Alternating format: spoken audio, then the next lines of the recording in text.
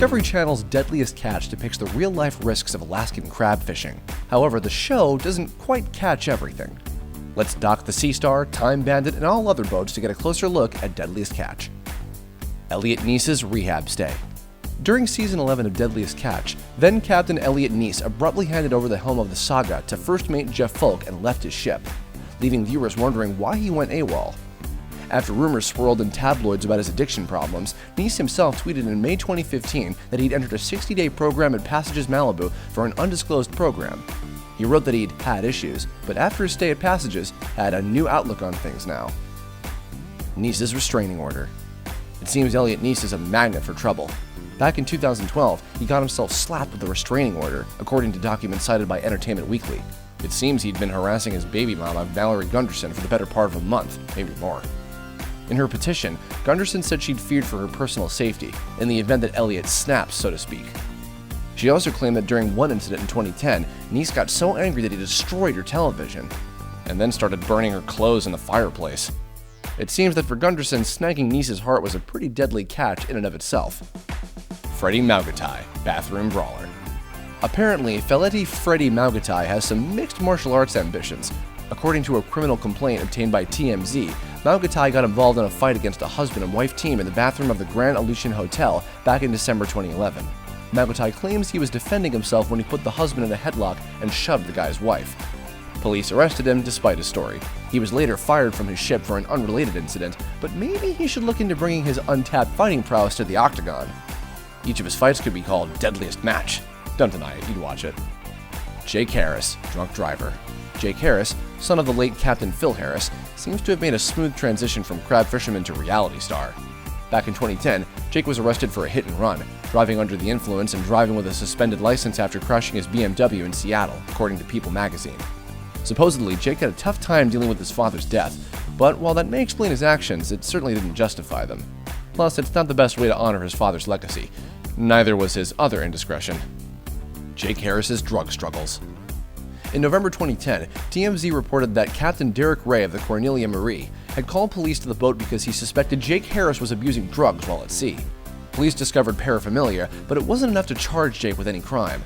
A few years later, Jake was noticeably absent from Deadliest Catch's 2013 promos. According to his brother Josh via Huffington Post, Jake was lost in drugs, obviously still reeling from his father's death. "Jake's got to take care of his own stuff right now, deal with his demons," said Josh. Fortunately, as of August 2015, Jake was clean and captaining his father's old boat. Joshua Tel Warner, bank robber. Despite the crimes committed by the other Deadliest Catchers, Joshua Tel Warner might be the biggest criminal of them all. According to CBS News, Warner was wanted for a series of bank robberies that took place in Oregon from 2007 to 2009. So what did Warner do to lay low? He appeared on television. Oregon law enforcement officials recognized Warner during a 2010 episode of Deadliest Catch and immediately issued a warrant for his arrest. Warner pled guilty to reduce his prison sentence from 30 years to 9.5 years. Side note for any aspiring bank robbers, the only time you should appear on TV is on Cops. Drug trafficking producers. Even the people behind the scenes on Deadliest Catch are magnets for trouble. Production manager Matthew Schneider was charged in April 2010 for selling and using cocaine, according to the Associated Press. Schneider's illicit activities were discovered after he allegedly sold about $300 worth of the stuff to an undercover officer, and used some of it in front of the officer as well. Oops. He also revealed that some other show employers were involved in a drug trafficking affair, which resulted in the arrests of 18 people. Hillstrand brothers abandoned ship. The best thing to happen to a breakout character on a hit show is scoring a spin-off, unless they're the Hillstrand brothers. In 2010, Discovery offered Jonathan and Andy their own show to be called Hillstranded.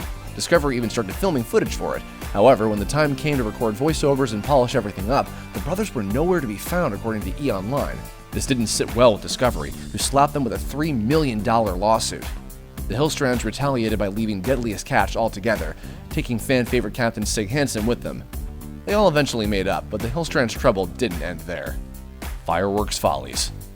The Hillstrand brothers may need to hand over some money to crew member David Beaver Zielinski, according to Seattle PI. In 2013, the Hillstrands wanted to celebrate a Seattle Seahawks victory by shooting off some fireworks, because, yeah, shooting off fireworks on a boat is a good idea. Under Captain's orders, Zielinski lit off a mortar like a foolishly obedient deckhand. The firework, which was made by the Hillstrands, exploded while he held it, shattering the bones in his hand and forearm. Beaver filed the suit in 2015, seeking an undisclosed amount. Looks like choppy waters ahead for the Hillstrands after all. Alaska dislikes the show. While viewers still love Deadliest Catch, Alaska had its fill of the show, according to Alaska Dispatch News. To summarize the complex issue, the boats featured on the show are making things difficult for the rest of the northern crabbing fleet to earn a living. It seems that the Discovery Channel's funding of fishing expeditions in whole or part has affected the crews not participating in the show. That's made it difficult for them to keep up. In some cases, those crews end up earning minimum wage, and crabbing is far too dangerous for such minuscule pay. On the other hand, it does afford Discovery Channel the opportunity to create a show about former fishermen now living on Skid Row. Behind-the-scenes fakery?